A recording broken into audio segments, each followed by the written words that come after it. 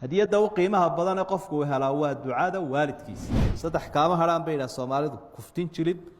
iyo kalaam waalid iyo kabasuban dad jilibka u kufto marka weynaatunbu kugu soo bixiyo waa dhitin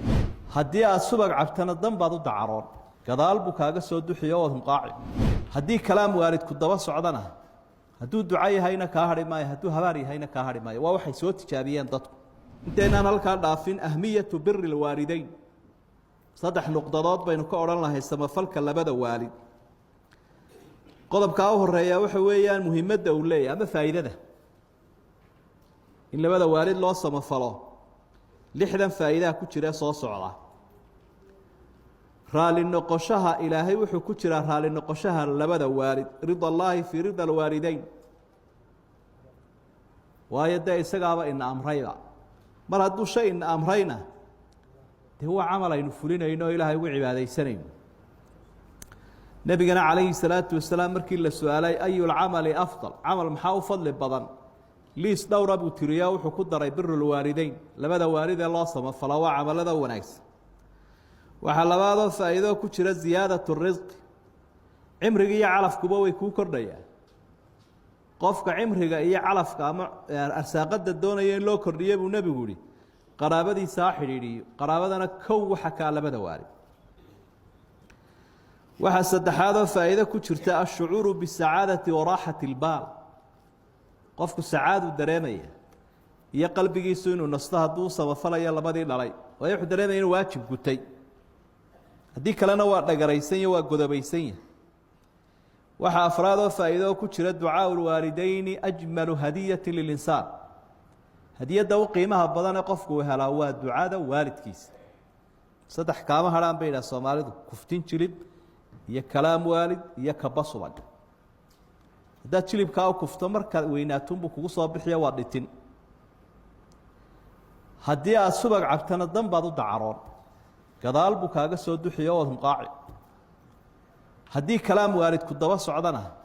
هدو دعاء هينا كهري ماي هدو هباري هينا كهري ماي ووحي سوت تجابيين ضد وحشنا هذا فائدة كتيرة يساعد بر الوالدين في مغفرة الكبائر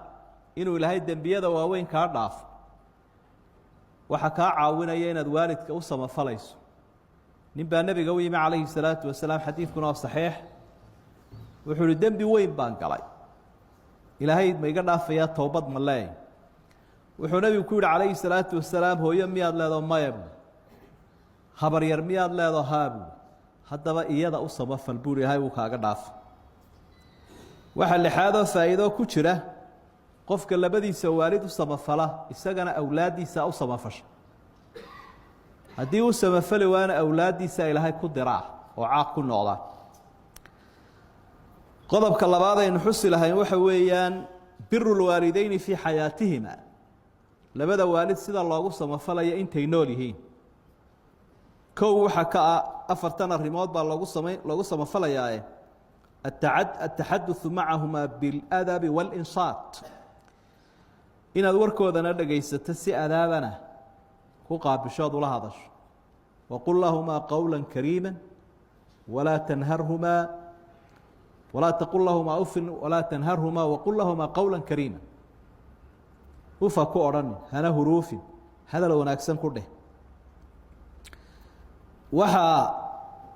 سمفلك كم إذا الأخذ برأيهما أدي تلكو سوتش ذي كل هداني دم بهاي واي هيده برادي وحكو يالكو هذا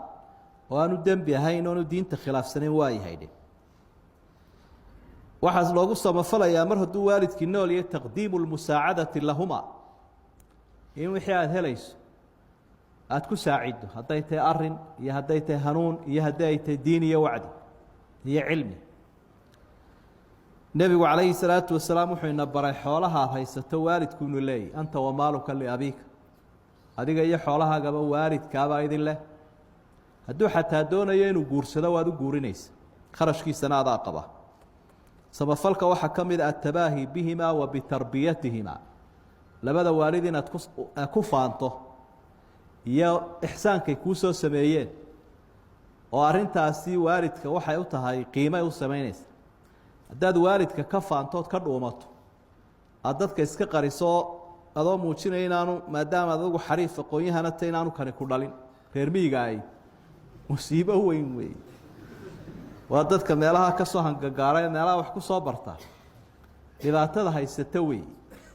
maadaamuu mustawe ku yaro fikiraya oo dee koodh weyn yaro gashaday odaygii islaantii reer miyigaa buu ka firdhanaya buulkay ku jiraanna jarmis baa fadhiya buu leeyahy iska buufiya laakiin waa inaad tidhaahdaa labadani waa labadii dhalay sharaf bay leeyihiin saas oo kale ammaanta markay dhinteen arrimaha soo socdee shantaabaa loogu samafalayaa in loo duceeyo waqul rabbi irxamuhumaa kamaa rabbayaani sagiira aw waladu saalixun yadcuu lahu ducadu aad bay muhiim u tahy qubuurtooda inaad soo booqato hadday kuu sahlantahay ama aada gaari karayso ama garanayso nebigu calayhi salaatu wasalaam wuxuu leeyahay hooyaday ilaahay waxaan u weydiistay aan u weydiiyey inuu dembi dhaaf siiyo oo waa inaan u dembi dhaaf weydiiyo waa la ii diiday markaa waxaan codsaday xabaasheeda inaan soo booqdo waa lay ogolaaday islaamba ma ahayn haddana inaad sadaqo ka bixiso labada waalid ama waqaf u samayso wixii aad kolba kari karayso samafalka waxaa afraad oo ka mida silatu raxim alatii laa tuusalu ilaa bihima waxaa jira qaraabo ay xidhiidhin jireenoo dadku iska ilaawaan iyo saaxiibbadoodii rag iyo dumar mid kasta ahaadeena inaad kuwaana xidhiidhisoona jarin injaazu wasiyatihima maa lam tukhaalif isharca iyo dardaaranadoodii inaad fuliso haddaanay diinta khilaafsanayn waxaa ha la yeelo hebel waxaa ha la siiyo sida arrinkaa ha la yeelo caruurta hebela ka warhayo waayahay waaye in la fuliyo oo aanad xabaasha ku caasiin oday tegey waxba sheegi maayo arrinka inoo wada aanad odhan